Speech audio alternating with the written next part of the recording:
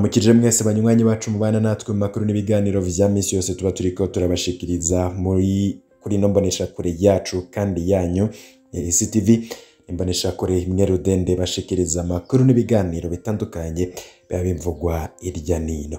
Muri ano makuru turaza kubabwira amakuru avugwa mu vya politike, inkuru zivugwa mu migenderanire, agateka ka zina muntu, inkuru zivugwa mu mutekano ndetse n'ayandi makuru ariko aragarukwako irya nino. Muri ano makuru turaza kukubwira ivya Colonel Ildefonse Baranyikwa yagiye arongoye ingabo z'u Burundi muri Congo, akaba ari mu bitaro inyuma yo gukomereka cane arashwe. Ivyiraswa rya Ildefonse Baranyikwa turaza kubibabwira muri ano makuru mu buryo bw'idonido twabiteguye, vyose muraza akuvyumva. Yandi makuru kandi turibuze kubashikiriza, turaza kubabwira ko havuzwe ko Uburundi bushobora gusubirwa gufatirwa ibihano mu gihe vyoba atagikozwe mu birabana n'agateka ka zina muntu. Ivyo biratangazwa nande, turaza kubibabwira muri ano makuru twabiteguye mu buryo bw'idonido, aho ubumwe bwa Buraya buvuga ko bushobora kwisubirako bugafata ibihano hamwe ataco hinduka mu Burundi. Mu bindi bitandukanye turibuze kubabwira, turaza kubabwira ko ingabo za mbere za Kenya zari muri Congo mu butumwa bwa EAC zakuyemwo akarenge. Vyoba vyatewe n'iki? Muraza kuvyumva muri ano makuru. Hari n'ibindi vyinshi biriko biragaruka ko mu bimenyesha makuru, vyose muraza kugenda mubikurikira. Fyonda kuri subscribe kugira igihe cose dushize ko inkuru urajuba mu bambere bashikirwa nazo. Ano makuru tuyatohoza irya nino, yoba ivyavuzwe mu bimenyesha makuru, inkuru tuvana mu masoko yacu atandukanye, n'ibindi vyose biriko biragaruka ko tukayatunganya naje nkagushikiriza mu buryo bw'idonido, ingingo imwe imwe ukwayo. Tubanze tugaruke kuri ya nkuru twabashikirije ku munsi w'ejo, ni birabana n'iraswa rya Lieutenant Colonel Ildefonse Baranyikwa yagiye arongoye ingabo z'u Burundi muri Congo, ari mu bitaro inyuma yo gukomereka cane arashwe.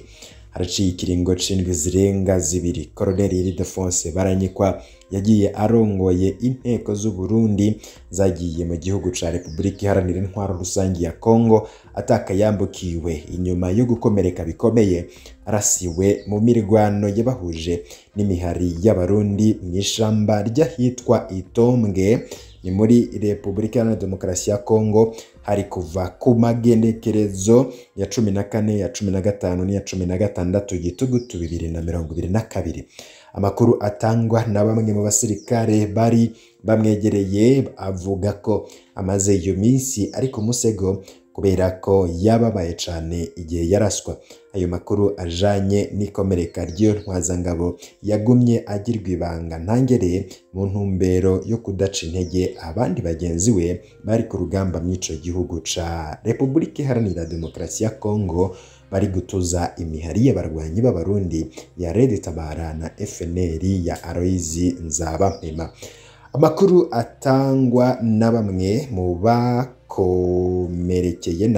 bakomerekeye mu gihugu ca Congo mu mirwano ikomeye yabahuje ku magenekerezo ya 14, 15 na 16 Gitugutu 2022 n'imihari y'abarundi mw'ishamba ry'ahitwa Itombwe, amenyesha ko ico gihe hakomeretse bikomeye intwazangabo yari irongoye abo basirikare yitwa Ildefonse Baranyikwa. Ico gihe ngo amaze gukomereka ngo kuko yariko aravirirana cane, yaciye aza gutorwa n'indege y'ishirahamwe mpuzamakungu ONU ariyo MONUSCO, maze imushikana i Bujumbura.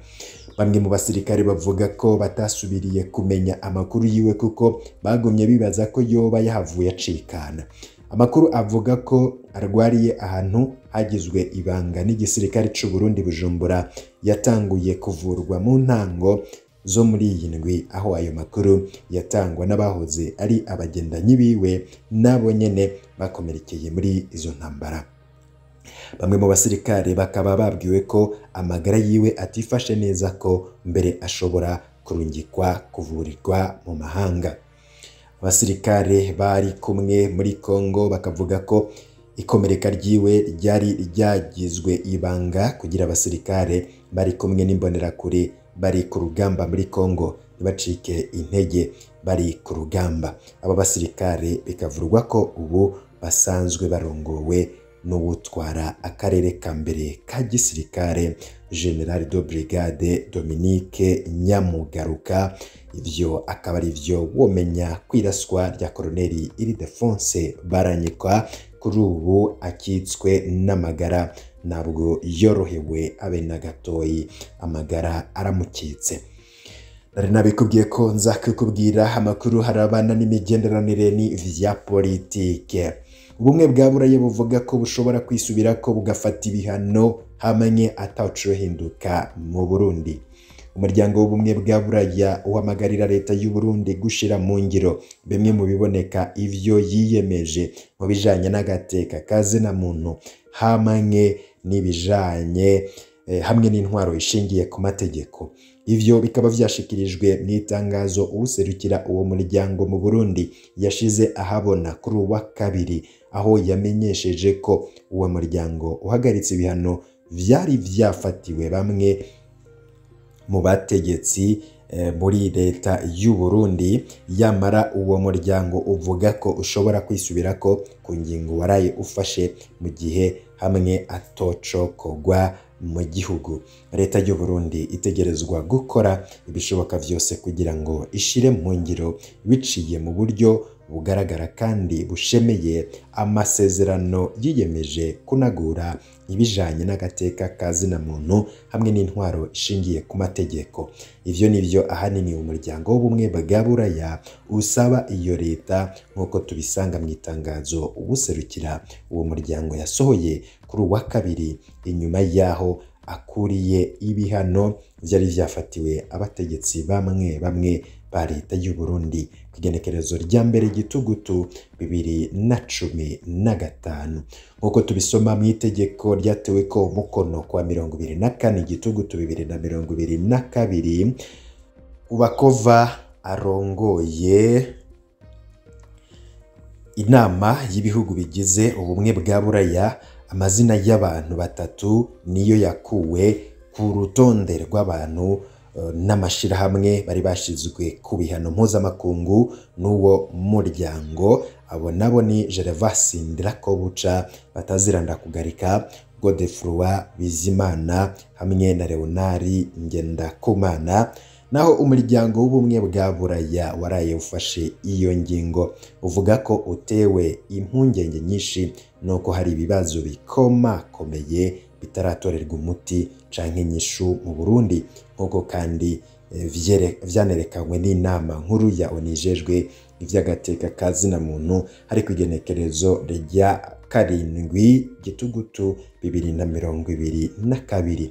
Aha umuryango wa Buraya ushimikira cane ku bijanye n'uburenganzira bw'abanyagihugu ku giti cabo hamwe no mu vya politike, ikingirwa ry'abaharanira agateka kazina muntu, irekurwa ry'abanyororo bapfunzwe ku mvo za politike, ukorohereza bamwe no gusubiza mu buzima busanzwe impunzi zitahutse hamwe no kugarukana ubwigenge bw'urwego rw'ubutungane. Kubw'ivyo rero umuryango w'ubumwe bwa Buraya umenyesha ko udakubita urugohe kubibera mu Burundi, ko bibaye ngombwa ushobora kugarukana ivyo bihano wari wafashe mbere no gusubiza abategetsi b'u Burundi kuri urwo rutonde rw'abantu hamwe n'amashirahamwe barimwo mu bihano. Ivyo muri uwo muryango umenyesha ko uzobikora wisunze ibibera mu Burundi. Nari nabikubwiye ko hari ingabo za mbere za Kenya zari muri Kongo mu butumwa bwa EAC zakuyemwo akarenge. Amakuru mashasha nk'uko mwabikurikiye, aho ingabo za Kenya zigizwe n'intwazangabo zari zigiye muri Repubulika Iharanira intwaro rusange ya Kongo mu butumwa bw'ingabo z'akarere ka EAC, East African Community, kugira zigarukane amahoro mu buseruko bwa Kongo zakuyemwo akarenge ziratangura akazi kazo kari kazijanye zitaratangura akazi kazo kari kazijanye muri ico gihugu. Nkuko tubikesha ikinyamakuru co muri Congo Info.cd, abari muri izo nzego z'umutekano, abari mu nzego z'umutekano za Kongo hamwe nabo mu rwego rwa diplomasi bemeza ko ingabo za Kenya zahavuye zivana mw'ubwo butumwa mu minsi iheze. Ku bw'ico kinyamakuru, izo ngabo za Kenya ico zahavuye zikora nuko ibifungurwa vyose zari zaje zitwaje zabisigiye bagenzi babo bo mu butumwa bwa MONUSCO maze zibona gusubira i Nairobi. Izo ngabo zivanye mw'ubwo butumwa bwa EAC mu gihe perezida wa Congo Felix Tshisekedi mu kwezi guheze yatangaje ko izo ngabo arizo zafasha kurwanya umuhari wa M23 maze amezi 4 arenga ugenzura umuji wa Bunagana n'ubundi burere bihana urubibe. Kiretse igihugu ca Kenya arico conyene cari kimaze kurungika inteko za mbere muri Congo mw'uwo mugambi w'akarere wa EAC, ibindi bihugu ntabwo vyari bwatangure kurungika inteko zavyo. Igihugu c'u Burundi coco kikaba cahisemwo kurungika ingabo zaco gifashanye n'iza Kongo mu gutuza imihari ituruka n'ico gihugu yikorera mu bumanuko bw'intara ya Kivu. Iyo mihari nayo ikaba ari Red Tabara hamwe na FNL ya Aloys Nzabampema. Igihugu ca Uganda naco kikaba nacone cabihisemwo uko nyene mu gukorana n'ingabo za Kongo mu gutuza umuhari ADF nawone ufise amamuko muri Uganda wama wihaye inkumbi mu kwica inzirakarengane zituye mu ntara ya Ituri hamwe no muri Kivu y'ubumanuko.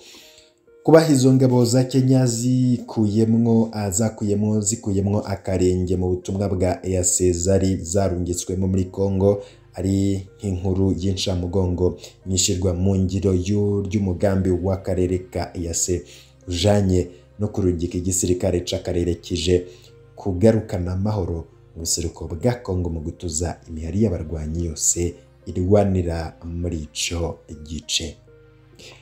Ngayo hamwe mu makuru yaragezweho yavugwaga cane irya nino banywanyi bacu, bipfuza kurajuba mu mbere bashikirwa n'amakuru n'ibiganiro mwene nk'ibi tubashikiriza ufyonda kuri subscribe maze tubashira ko inkuru ikagushikira mu bambere.